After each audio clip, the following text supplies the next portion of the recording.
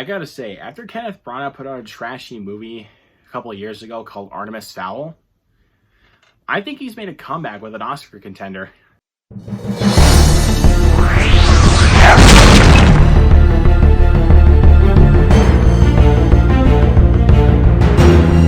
What's going on, my fellow movie lovers, and welcome back to the Luke Ponto channel. Thank you guys so much for clicking on this thumbnail here today. Hope you guys enjoy your stay. And let's get another movie review out of the way, because today, you guys, I'm going to review the rest of the Oscar-nominated movies that I have not yet reviewed in the build-up to the Oscars coming up this March. So I'm going to review all the Best Picture nominees. I've already reviewed Dune and King Richard already back when they came out. So I'm going to try to review every single other Oscar-nominated movie that was nominated for Best Picture in the build-up to those Oscars. So first off, we're going to kick it off with Belfast. This movie was directed by Kenneth Branagh and has a great cast including Jude, Judi, Dench, Jamie Dornan, Ciaran, Hinds, amongst others, and Caitriona, Balfe.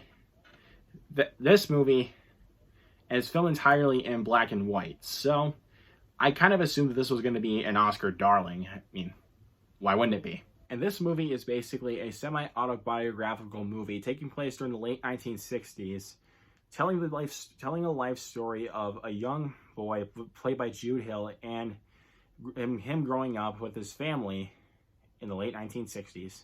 Yeah, so since like I said, the Oscars were coming up, and I had only seen 5 of their movies, but before then, I want to talk about these Oscar-nominated movies that were nominated for Best Picture. And I mean, this one I knew was going to be basically an Academy darling, since because it's filmed in black and white, and the Academy loves movies that are filmed in black and white. I mean, let's face it. Mank was nominated for 10 Oscars last year. Like, for last year's Oscars. I thought they were well-deserved because I really love Mank. But for films like The Artist, I don't think they really were deserving of, like, Oscar-worthy buzz. Because it's a really good movie, but it's a silent film and it's filmed in black and white. That's basically what the Academy loves these days. But with this movie, I really feel like Kenneth Branagh really pulled the strings of, you know, like he's like tugging on the heartstrings and like basically trying to make you feel for these people and like what they're going through. And I could kind of see this one like a cheer you up kind of movie, like if you're feeling down or anything like that. But like, and you don't really want to watch like a movie that's gonna make you, you know, bust out laughing or anything like that. You just want to like watch a relaxing movie.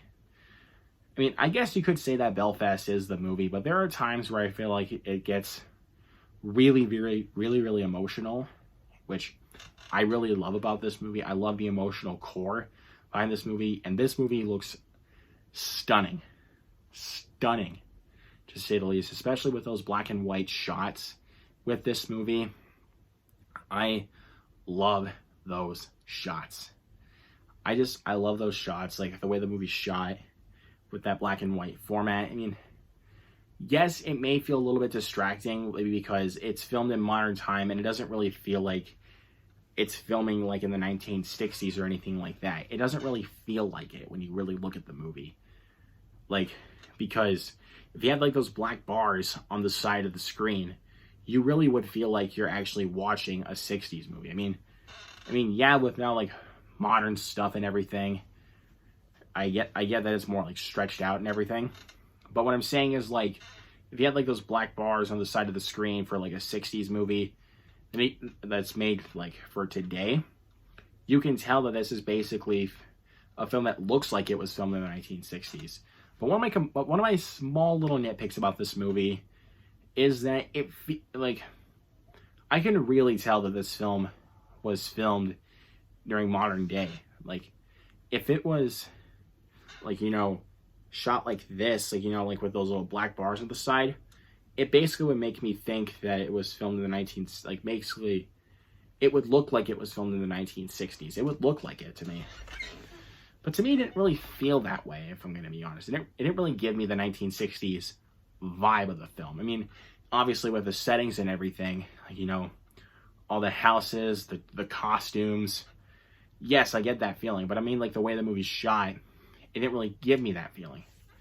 But these performances, especially from our main character, played by Jude Hill. This kid is fantastic in this movie. I mean, I'm kind of shocked that he wasn't nominated like for his performance, but I mean, I get that he's a child actor and everything, but if it was up to me to nominate for best child performance, if there was a category for that, I would have nominated Jude Hill for this movie. He was fantastic in this movie. And Judi Dench really needs no introduction. She's been great in the past. I mean, just look at her roles as M in the Daniel Craig Bond movies. And also, she was also in the Brosnan movies as well. She's great. She's just a great actress. I mean, there's really not much I can really say about Judi Dench that hasn't really been said already. But one that I really have to touch on for these performances is Jamie Dornan, or Jamie Dornan, I guess you could say. This man has clearly learned from his past mistakes. After those crappy 50 Shades movies that he did with Dakota Johnson, this dude is really coming back. I mean, look at a film like Synchronic, which I did review on my channel, which was, again, back when I was really, But now, with Synchronic, he did a great job with Anthony Mackie. He's great in this movie again. Like, again, Dornan is learning clearly from his past mistakes. Like, and I'm glad this dude is learning. I mean, yes, he may have taken on some roles that have not really been that great, like 2018 Robin Hood, for example. But, as I said, this dude is continuing to improving with his acting and showing me that he doesn't need to be basically 50 Shades of Grey or anything like that. Like, just basically being Christian Grey. Like, and he proves it in this movie. And he really did a great job with this movie. Like, I mean, this guy is really, really impressing me now. Now, I touched on one of my issues earlier, which is the way that the film is, like, with some of the technicals of this movie. I kind of wish it was filmed, you know, with basic, like, in a more, you know, like, square shot, you know, basically to look like a 1960s movie that was made for 2021. It didn't really give me that feeling when I watched this movie.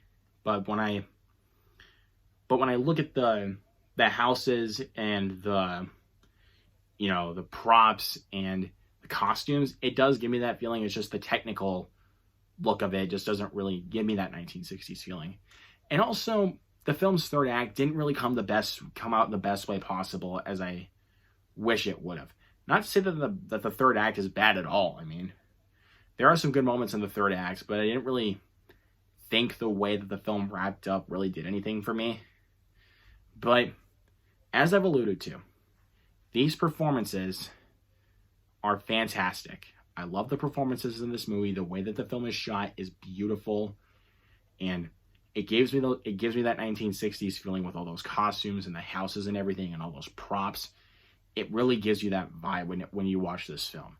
So if you guys have not checked out Belfast, it is out for like VOD right now. If you guys want to check it out, it's absolutely worth your time. Do not miss this movie. And I would not be surprised if this movie took home some awards. I would not be surprised in the slightest, I should say, if it won, like, you know, cinematography or something like that. I wouldn't be surprised in the slightest, but it would deserve it. I'm going to give Belfast an A-. Great, great, great film. I don't really need to say much else, do I? I mean, it's just a really great film that you guys should really check out if you love, you know, black and white movies and films that take place in the 1960s, or if you love films from Kenneth Branagh like I do, like if you like Murder on the Orient Express, if you like the first Thor movie, I think you might get a kick out of this one. I mean, especially if you love like old school movies, like the old school filmmaking style, you're gonna get a kick out of this movie. But obviously, this is all my opinion. Let me know down in the comments below what you guys think of Belfast. Is this your pick to win Best Picture, or is this a movie that you want to win some awards? Let me know down in the comments below. And also, what is your pick for Best Picture? That if it is Belfast, just let me know down in the comments below. And yeah, you guys, I love talking about movies with you guys. So hit that subscribe button down below and click on that notification bell right next to it so I can get notified of every single upload I do. This channel is on the road to 200 subscribers, so hopefully I can reach that milestone here fairly soon. And if you guys enjoyed this video, hit that thumbs up as well, because it's very beneficial for me to get my content out there. Look forward to more fun content here on the channel very, very soon. I'm going to review the rest of the Best Picture nominees, and not in any particular order. Like, I'm trying to watch them right now. I'm going to be, like, later at today, at the time of filming, I am going to be watching West Side Story and Drive My Car, so that we can get caught up on those movies, and I will review those. And I'm still, and out of the other three that I have seen, out of the other three I've seen and I need to review, I need to review Nightmare Alley, not King Richard, Don't Look Up, and The Power of the Dog. I need to review all those before the Oscars as well. You guys are awesome. So thank you guys once again so much for watching. If you guys want to see more content from me, make sure you subscribe. I will see you guys next time.